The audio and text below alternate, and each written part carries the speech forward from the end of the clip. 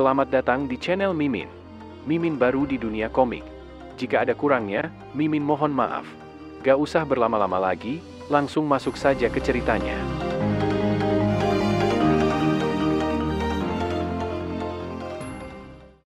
Fatiwang dan Sufan siap melaksanakan perintah dari Gu Qingfeng. Namun, sekali lagi, Fatiwang memastikan dan bertanya, apakah Gu Qingfeng tidak melakukan kesalahan dengan keputusannya. Sufan juga menambahkan, jika masih belum terlambat, kalau Gu Qingfeng mau merubah keputusan yang telah dia ambil. Namun, dengan tegas, Gu Qingfeng mengatakan, jika dia tidak akan merubah keputusannya. Dalam hatinya, Gu Qingfeng mengatakan, jika keempat orang itu jelas berada di pihak Feng Hua. Jika Gu Qingfeng mencoba memerintah mereka sekarang, maka mereka pasti tidak akan mendengarnya. Bahkan, jika Gu Qingfeng bisa membuat mereka bekerja dengannya. Bagaimana jika mereka hanya berpura-pura mengikuti perintah Gu Qingfeng saja? Jadi, bukankah Gu Qingfeng hanya akan menghancurkan dirinya sendiri? Kemudian, Gu Qingfeng mengatakan, jika dia sudah mempunyai rencananya sendiri. Jadi, Gu Qingfeng meminta Fatiwang dan Sufan untuk melakukan saja apa yang telah dia katakan. Dan serentak, mereka pun siap melaksanakan perintah dari Gu Qingfeng. Dalam hatinya, Fatiwang berpikir, jika Gu Qingfeng sedang merencanakan sesuatu yang besar. Namun, Sufan berpikir lain. Menurutnya, itu tidak mungkin. Beberapa saat kemudian, Gu Qingfeng tengah duduk dan membaca beberapa buku yang telah dibawakan oleh Sufan dan Fatiwang.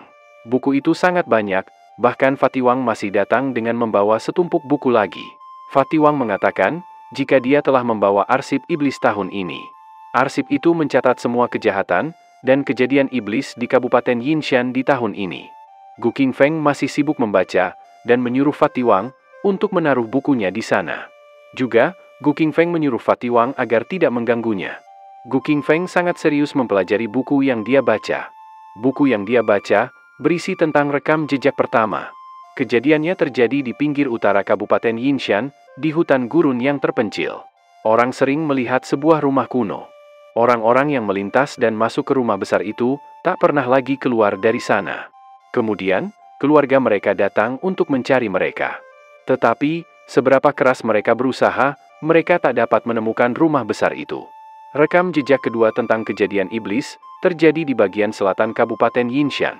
Menurut warga setempat, mereka sering mendengar suara musik pernikahan di malam hari. Para pemberani yang telah menyusup ke sana.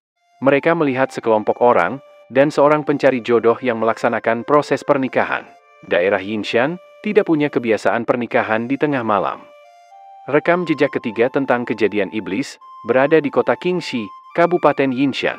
Di sana ada kolam renang yang dalam di luar kota, airnya dingin sekali dan tanpa dasar.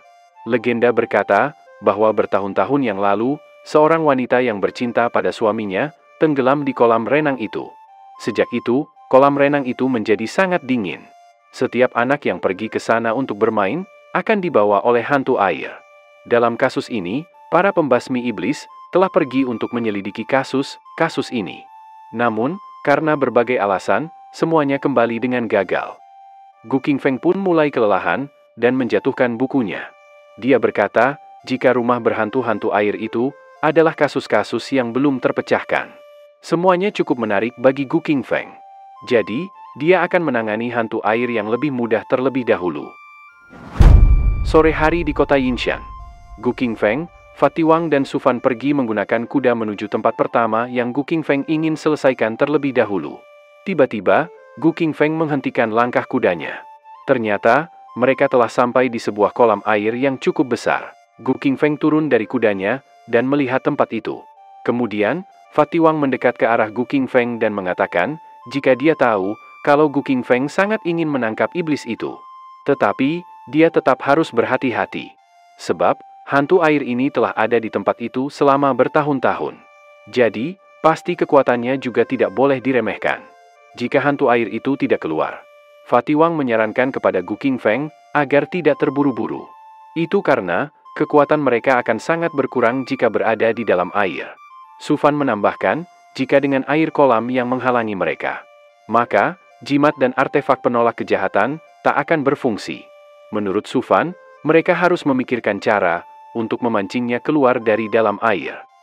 Tiba-tiba, wajah Sufan terkena lemparan sebuah kain, dan mengejutkan Fatiwang yang ada di sebelahnya. Ternyata, setelah Sufan membukanya, kain itu adalah pakaian milik Gu Qingfeng, dan Sufan pun sangat terkejut melihat Gu Qingfeng. Melihat Gu Qingfeng melompat ke dalam air, Fatiwang langsung mencoba menghentikan Gu Qingfeng dengan berteriak sangat keras. Namun, walaupun Fatiwang sudah berteriak, Gu Qingfeng tetap saja sudah masuk ke dalam air. Kemudian, Fatiwang membalikkan tubuhnya. Sedangkan Sufan, dia bertanya kepada Fatiwang, apa yang akan mereka lakukan sekarang. Ternyata Fatiwang sedang duduk, dan memakan cemilan yang dia bawa. Fatiwang mengatakan, jika tidak ada yang bisa mereka lakukan. Yang bisa mereka lakukan sekarang, hanyalah menunggunya saja. Sufan masih saja khawatir tentang keadaan Gu Qingfeng yang masuk ke dalam air sendirian tanpa berpikir dulu. Namun, Fatiwang bertanya, apakah Sufan bisa mengalahkan hantu air itu? Juga, apakah Sufan mempunyai tubuh yang tak dapat dihancurkan? Selain itu, apakah Sufan lebih kuat daripada Gu Qingfeng? Akhirnya, setelah mendapatkan pertanyaan dari Fatiwang, Sufan pun mengikuti apa yang dilakukan oleh Fatiwang. Dia duduk sembari memakan cemilan yang sama, seperti yang dimakan oleh Fatiwang. Dia kali ini, akan percaya saja dengan apa yang dilakukan oleh Gu Qingfeng. Fatiwang mengatakan, agar mereka bisa menghargai sosok Gu Qingfeng yang perkasa dan heroik. Jadi, mereka akan makan, dan melihat apa yang dilakukan Gu Qingfeng dari sana. Dan akhirnya, benar saja. Mereka hanya duduk berdua, menunggu kedatangan Gu Qingfeng kembali dari dalam air. Di sisi lain, Gu Qingfeng saat ini sedang berenang di dalam air, dan mencari hantu air itu. Gu Qingfeng melihat sesuatu, dan langsung menangkapnya. Setelah berhasil menangkapnya, Gu Qingfeng langsung menarik benda hitam yang seperti benang itu. Setelah Gu Qingfeng menariknya, gumpalan hitam itu langsung terurai, dan menggeliat-geliat di dalam air. Untuk melihat apa yang ada di dalam gumpalan itu, Gu Qingfeng mengaktifkan skill matanya. Dia melihat sosok hantu kecil di dalam gumpalan hitam yang sedang menggeliat-geliat. Gu Qingfeng pun berusaha menarik benang itu ke arahnya. Namun, gumpalan itu kembali menyatu menjadi sebuah bola hitam untuk mempertahankan dirinya. Tak lama kemudian, Gu Qingfeng dikejutkan oleh benda itu yang tiba-tiba bergerak cepat ke arahnya. Ternyata setelah sampai di hadapan Gu Qingfeng, hantu air itu menunjukkan wujud aslinya. Terlihat, wajah hantu air yang sangat pucat, dan dipenuhi oleh benjolan-benjolan pada tubuhnya. Dalam hatinya, Gu Qingfeng berpikir bahwa temannya tidak pernah sepucat itu, bahkan setelah 3 hari kematiannya. Gu Qingfeng heran, padahal dia sudah kehilangan begitu banyak rambut, dan dia masih saja belum botak.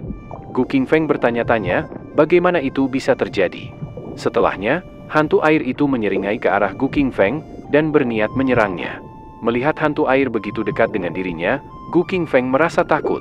Namun, sekarang bukan saat yang tepat untuk menikmati helaian rambutnya. Berdasarkan pengalamannya melawan Nona Ikan Mas Merah, dan Iblis Cermin, Gu Qingfeng menyiapkan langkah pertamanya untuk melawan iblis air, yaitu dengan berpura-pura mati. Itu akan menghemat energi, dan dia juga bisa menyiapkan diri untuk berakting dan bertarung nantinya. Kemudian, Gu Qingfeng berenang menjauh dari hantu air itu. Namun, dia tak mau melepaskan Gu Qingfeng begitu saja. Hantu air mencoba menangkap kaki Gu Qingfeng dengan rambutnya. Gu Qingfeng menyadari hal itu, dan melihat ke belakang. Benar saja, kaki Gu Qingfeng pun sudah terjerat oleh rambut milik hantu air. Pesan sistem muncul dan memberitahukan, jika Gu Qingfeng telah diserang oleh hantu air, dan atribut airnya bertambah 1. Gu Qingfeng sedikit kecewa. Dia tak percaya, jika ada iblis yang selemah itu di dunia ini. Gu Qingfeng tidak tahu, bagaimana cara untuk melawannya. Gu Qingfeng takut, jika dia tidak sengaja merusak rambutnya, dan dia akan kabur. Jika dia kabur, maka, Gu Qingfeng tidak bisa bertambah kuat dan menghabisinya. Gu Qingfeng hanya diam, dan menerima serangan dari hantu air selama setengah jam terakhir ini.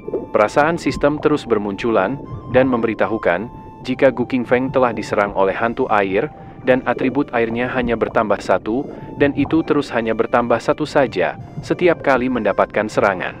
Gu Qingfeng heran, padahal setelah siklus yang tak terhitung jumlahnya. Siapa yang tahu, berapa banyak waktu yang telah Gu Qingfeng habiskan di sana. Sedangkan atribut yang Gu Qingfeng dapatkan, hanya bertambah 1, setiap kali dia mendapatkan serangan. Kemudian, sistem memberitahukan, jika Gu Qingfeng telah diserang oleh hantu air dan atributnya kali ini bertambah 5. Sistem memberikan selamat kepada Gu Qingfeng karena atribut airnya telah mencapai batasnya. Gu Qingfeng saat ini telah memperoleh keterampilan pernafasan di bawah air.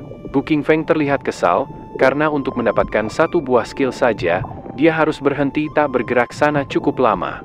Kemudian, karena sebelumnya Gu Qingfeng sudah menahan nafasnya cukup lama. Kini, setelah dia mendapatkan skill untuk bernafas di dalam air, Gu Qingfeng pun langsung mengaktifkan skill itu. Dia kali ini bisa bernafas dengan bebas di dalam air. Namun, di sisi hantu air, dia terlihat penasaran, bagaimana mungkin ada orang yang masih bisa hidup setelah berada di dalam air cukup lama. Kemudian, hantu air berniat menambahkan kekuatannya untuk menghabisi Gu Qingfeng. Dia menarik dan mengencangkan jeratan rambutnya yang ada di leher Gu Qingfeng. Gu Qingfeng pun merasa cekikan itu cukup kuat. Walaupun jeratan rambut itu cukup kuat, namun, menurut Gu Qingfeng, itu hanya terasa gatal saja. Kemudian, Gu Qingfeng menggelengkan kepalanya ke kanan dan ke kiri, sehingga menyebabkan rambut yang menjeratnya terputus dan terlepas dari leher Gu Qingfeng. Hantu air terkejut karena rambutnya dapat putus dengan sangat mudah. Dalam hatinya, hantu air mengira kalau Gu Qingfeng bukanlah manusia. Sebab, jika dia manusia, tidak mungkin sekuat itu. Namun, Gu Qingfeng juga tidak akan menyerah sekarang. Sebab, dia baru saja mendapatkan sebuah keterampilan baru, dan itu belum cukup baginya. Kemudian, Gu Qingfeng berenang mendekat dengan cepat ke arah hantu air itu. Namun, dia khawatir jika dia tidak sengaja menghabisinya, karena hantu air itu sangatlah lemah. Setelah sampai di hadapan hantu air, Gu Qingfeng pun berhenti tepat di hadapannya. Dia meraih salah satu kumpulan rambut milik hantu air, dan mengikatkannya pada kakinya. Namun, hantu air cepat-cepat berenang menjauh dari Gu Qingfeng, sehingga rambutnya pun terputus lagi. Sembari pergi dari Gu Qingfeng, hantu air mengatakan kalau dia tidak bodoh. Gu Qingfeng terkejut, ternyata aktingnya tidak bisa membodohi hantu air itu. Gu Qingfeng kesal karena mereka semua meragukan kemampuan aktingnya. Hal itu tak bisa dimaafkan oleh Gu Qingfeng jika dia tidak bisa menguras semua atribut air dari hantu air hari ini. Maka, dia akan mengambil nama belakangnya. Gu Qingfeng, dia langsung mengumpulkan kekuatannya di satu titik. Kemudian, dia melompat dengan cepat ke arah hantu air. Kecepatan Gu Qingfeng tak main-main. Hanya dalam waktu sekejap saja, dia sudah tepat berada di belakang hantu air, dan mengejutkan hantu air, karena tiba-tiba Gu Qingfeng sudah ada di belakangnya. Kemudian, Gu Qingfeng meraih leher hantu air. Namun, karena Gu Qingfeng cukup kuat, sehingga membuat hantu air terdorong dan kesakitan. Gu Qingfeng mengatakan, jika tak mungkin, hantu air bisa kabur darinya. Kemudian, Gu Qingfeng meraih kepala hantu air dengan tangannya. Gu Qingfeng mengatakan, jika dia hanya perlu metode sederhana saja untuk menangani hantu air itu. Dia tidak perlu menggunakan kekuatannya untuk menghabisinya. Gu Qingfeng bertanya, apakah hantu air sekarang sudah merasa putus asa? Setelahnya, hantu air membuka mulutnya dan mengumpulkan energi di sana. Setelah merasa cukup, hantu air pun berteriak keras, sehingga menyebabkan gelombang air di sana. Mendapat serangan itu, Gu Qingfeng pun langsung menutupi wajahnya. Pesan sistem muncul dan memberitahukan jika Gu Qingfeng telah diserang oleh hantu air dan atribut airnya bertambah 5, dan terus bertambah 5. Sistem juga memberikan selamat kepada Gu Qingfeng karena atribut airnya telah mencapai batasnya. Gu Qingfeng telah memperoleh talenta pengendali air. Gu Qingfeng terkejut, ternyata dia bisa mendapat skill seperti itu. Lalu, Gu Qingfeng mencoba skill baru yang dia dapatkan. Dia tak percaya kalau ternyata hantu air ini yang terlihat cukup lemah, tetapi benar-benar sangat berguna. Dia dapat memberinya 2 kemampuan baru dalam 1 hari saja.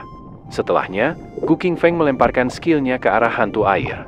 Hantu air pun langsung terlempar setelah terkena serangan Gu Qingfeng.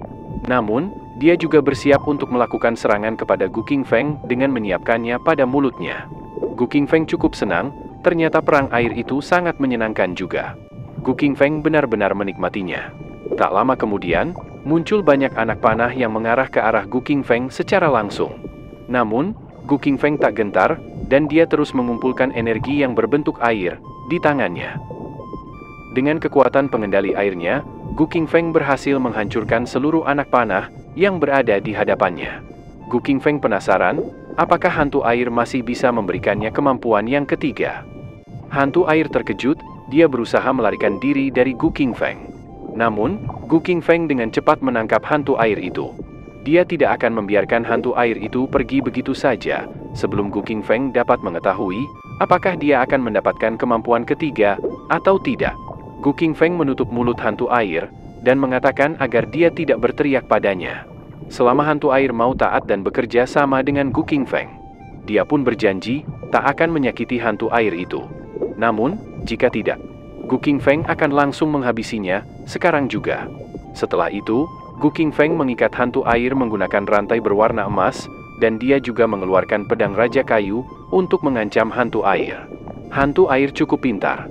Dia langsung mengeluarkan bendera putih yang menandakan bahwa dia telah menyerah dan tidak akan melawan Gu Qingfeng lagi. Karena hantu air ingin mengikuti apa yang Gu Qingfeng katakan. Gu Qingfeng pun langsung menyuruh hantu air untuk menyerangnya menggunakan panah air seperti tadi, menggunakan seluruh kekuatan yang dia miliki. Gu Qingfeng berjanji, selama hantu air membuatnya merasa baik, maka dia akan membiarkan hantu air pergi dari sana. Hantu air terkejut dan melihat ke arah Gu Qingfeng, karena hantu air berteriak lagi. Jadi, Gu Qingfeng memukulnya. Gu Qingfeng mengatakan, jika tadi, Gu Qingfeng sudah bilang kepada hantu air agar tidak berteriak. Gu Qingfeng mengatakan, jika teriakan hantu air itu sangat menyeramkan. Gu Qingfeng mengatakan, jika hantu air ingin mengatakan sesuatu, maka dia menyuruh hantu air untuk mengatakannya saja. Karena pada dasarnya, hantu air tidak bisa berbicara. Jadi, dia hanya melakukan gerakan dan menunjukkan apa yang ingin dia katakan. Gu Qingfeng menanyakan, apakah hantu air ingin bilang kalau dia harus berteriak dulu sebelum bisa menembakkan panah air itu, dan dia tak bisa menembakkannya tanpa berteriak. Hantu air tertunduk, menandakan bahwa yang dikatakan oleh Gu Qingfeng itu memang benar. Gu Qingfeng pun akhirnya paham, dia sebelumnya salah paham terhadap hantu air, dan sekarang, Gu Qingfeng sudah menutup telinganya dan menyuruh hantu air agar segera berteriak dan menembakkan panah itu padanya.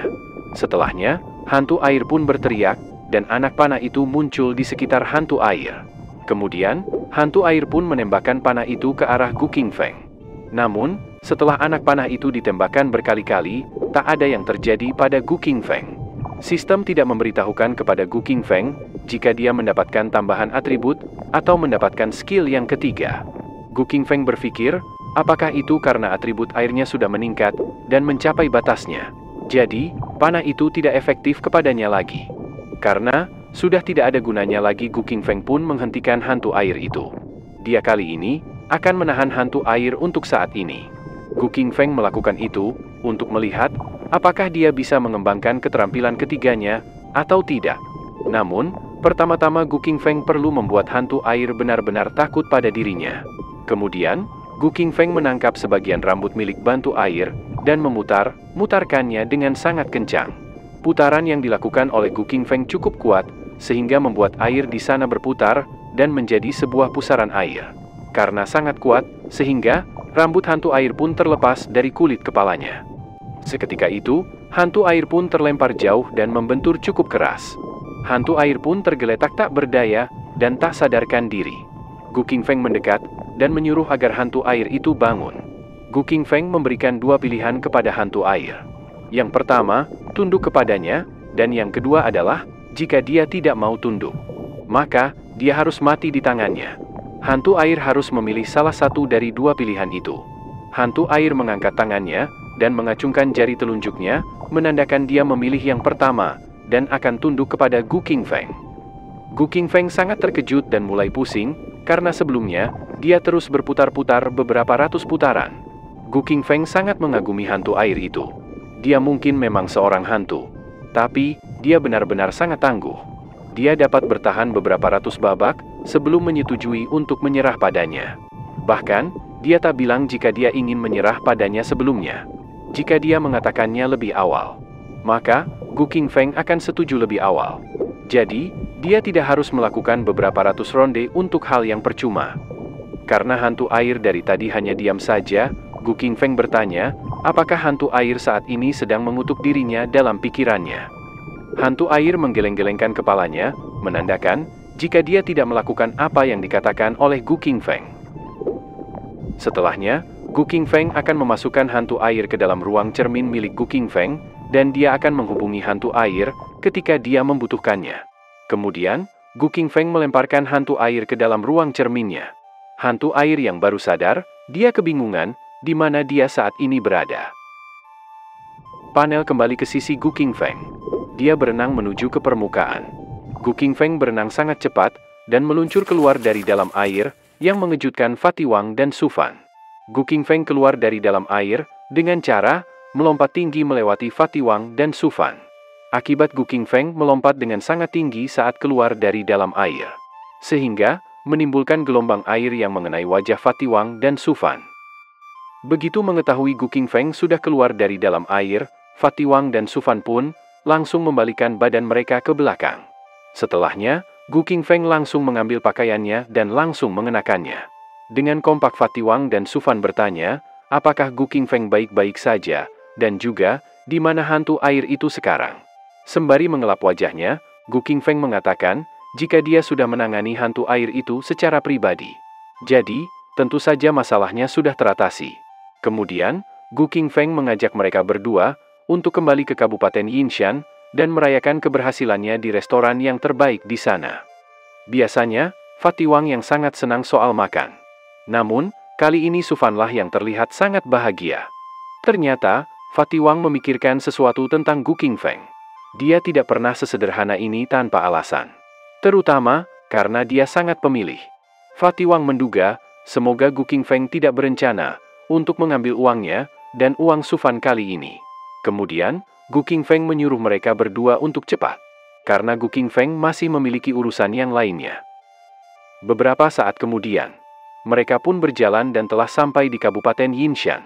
Mereka bertiga akhirnya telah memasuki sebuah restoran dan duduk di meja yang dekat jendela. Panel berpindah di Biro Penindasan Iblis, cabang Yinshan, di tempat tinggal Feng Hua. Seseorang melaporkan kepada Feng Hua bahwa dia telah melaksanakan sesuai yang diinstruksikan. Dia telah mengikuti Gu Qingfeng. Orang itu melaporkan bahwa Gu Qingfeng telah membawa dua bawahannya ke kota Qingxi selama 2 hari terakhir. Dia mencolam di sana, tetapi tak ada gerakan, dan sekarang dia pergi ke restoran terbaik di kota Yinshan. Setelah itu, tujuan Gu Qingfeng tidak diketahui. Setelah mendengarkan laporan dari bawahannya, Geng Hua menyuruh bawahannya itu untuk segera pergi. Dalam hatinya, Feng Hua bertanya-tanya, apakah Gu Qingfeng tahu batasan kekuatannya sendiri? Apakah dia benar-benar berpikir bahwa hanya karena semua telah memberikannya wewenang, maka kewenangan itu adalah miliknya sendiri? Namun, saat Feng Hua ingin memasukkan kakinya ke dalam bak pemandian, ada sebuah rambut yang bersiap menangkap kakinya. Benar saja, kaki Feng Hua pun langsung terjerat oleh rambut-rambut yang keluar dari dalam air. Saat Feng Hua melihat ke dalam air, dia melihat sebuah wajah yang dipenuhi oleh benjolan-benjolan yang keluar dari dalam air. Dan itu adalah hantu air.